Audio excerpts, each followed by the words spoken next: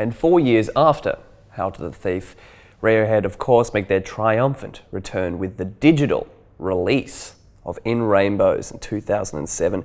Zach, we were just lowly high school boys when this bad boy came out. I remember it well. Yeah. It was surprise dropped from memory, and you could fucking just get it for free, which was sick because you didn't have to go to LimeWire and accidentally download the Led Zeppelin performing In Rainbows or whatever the hell you'd get. The drumming, of course, has made a big return to that sort of Kid A era style, like crowdy jams that just mesh so perfectly with these textures.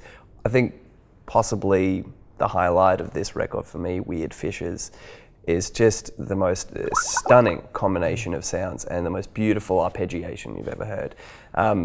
And York's voice, as you said, York's voice is just like, he's just so good at being pretty now. He's not afraid of like, I believe when he was younger, he always hated how pretty his voice was and he wanted to make it snarl and like, be aggressive or intimidating. I think the best place to kind of watch Radiohead in this era is if you YouTube Radiohead performing the song Nude in the Basement, which is Nigel Godrich, the producer's basement. Back when I was like 18, 19, had a girlfriend, I used to make my girlfriend watch this video probably every day. Yeah.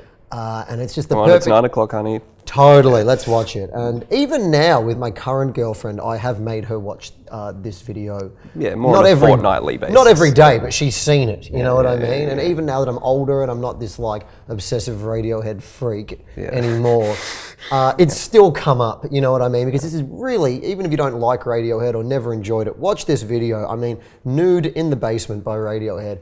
It's just gorgeous. It's still very diverse. I mean, the opening track, 15 Step, that's a hark back to the Kid A era. It's got this great beat and some really psychedelic breaks right at the end of that tune. And then, of course, Body Snatchers. They've come back with like another huge rocker for their discography. And a great one in a live setting as well. God, massive. I love Body Snatchers. God, I mean, I just love this entire record so severely and so brutally. And this was the record that really got me into Radiohead. Like as a, and I think it very much got like the next generation into Radiohead. It's 10 years after their OK Computer era, you know what I mean? And it's more, to this day even, it's kind of the most accessible entry point for people that are maybe more into electronic music or more into...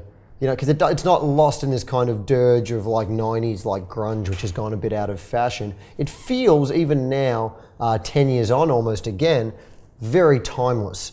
I love this record and I recommend you go hear it. And I think this record was really a big moment for people that weren't Radiohead fans yet. I think a lot of people turned on this record. You know what I mean? It won over people that have been skeptics for maybe 15 years through just the kind of pure beauty of the compositions. And it's the sort of album where you can call the tracks compositions.